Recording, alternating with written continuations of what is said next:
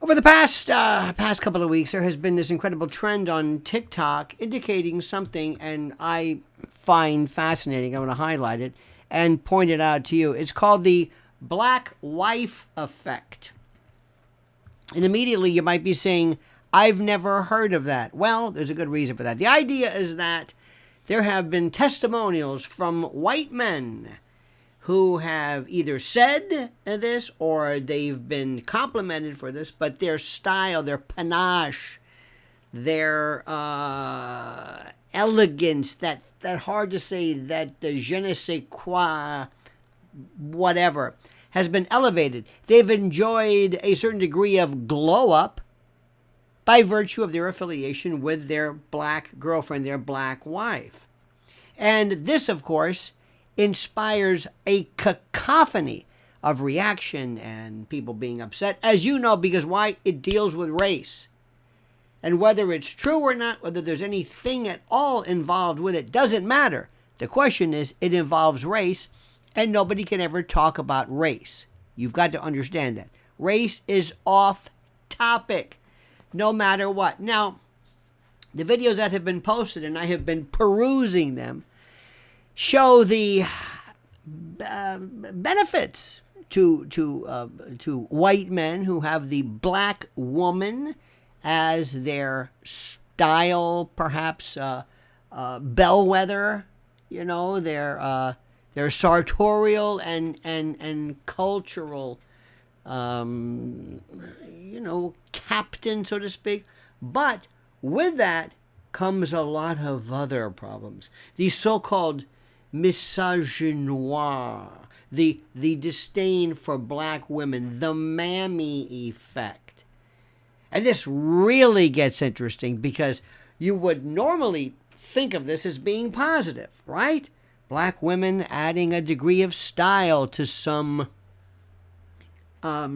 basically uncultured feller who doesn't have or possess the pizzazz and the social wherewithal and the sartorial and cultural panache and the veneer and the flat, in any event.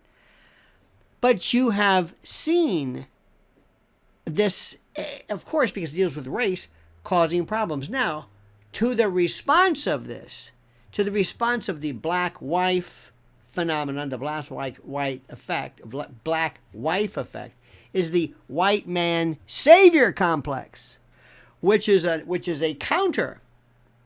This is a number of perhaps black gentlemen saying, "Oh no. This has nothing to do.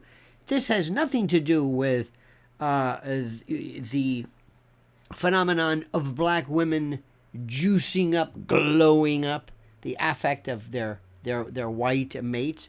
It's the fact that the white mate basically allures and pulls the black woman because he is the savior, economically, financially, whatever. These aren't my ideas. Please do not attribute this to me. I'm merely commenting on it because I'm fascinated by them.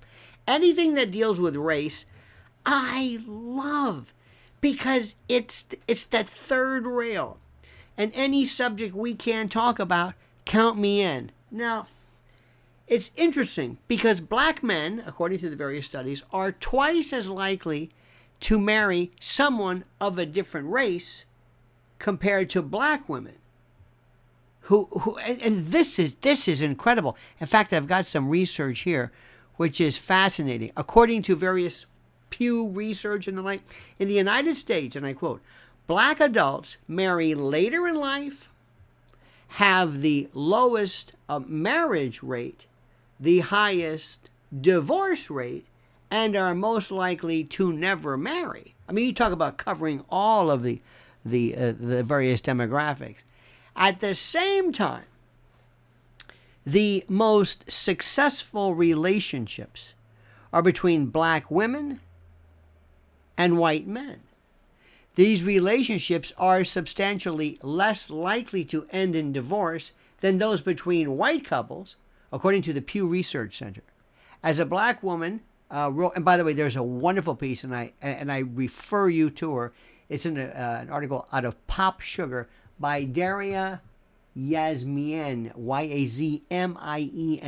An excellent, a most fascinatingly scholarly piece. I love this stuff. Now, there's also called the mammy effect. And this is another one, too. Do you remember a while back when Drew Barrymore had on Kamala Harris that says, "We need a mamala. We need a mamala." Well, what does that mean?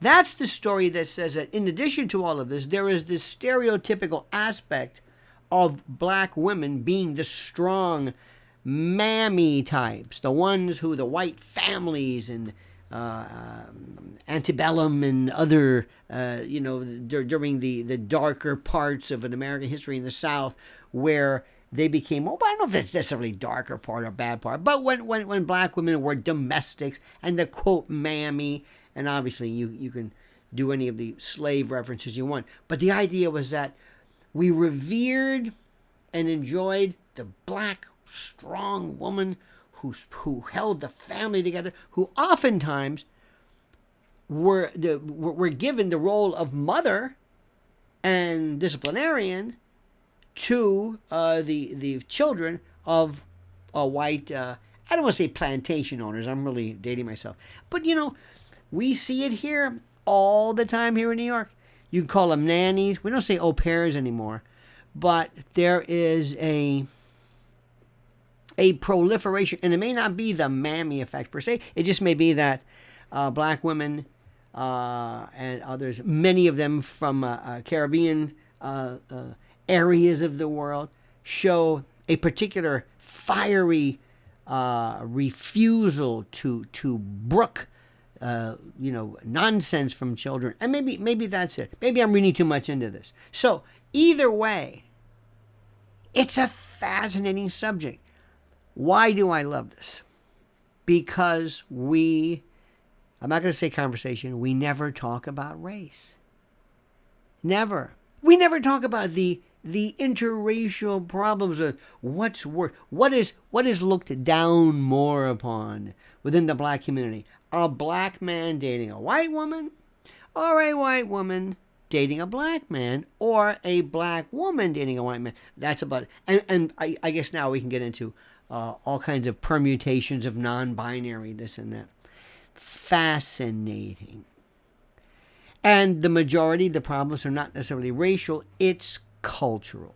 And if you talk to people, if you talk to men and women who marry let's say, Asian and American or Latino, and I don't mean somebody who is necessarily Asian American or Latino American, but somebody, let's say, from a foreign country marrying an American male, you'll see the same things too.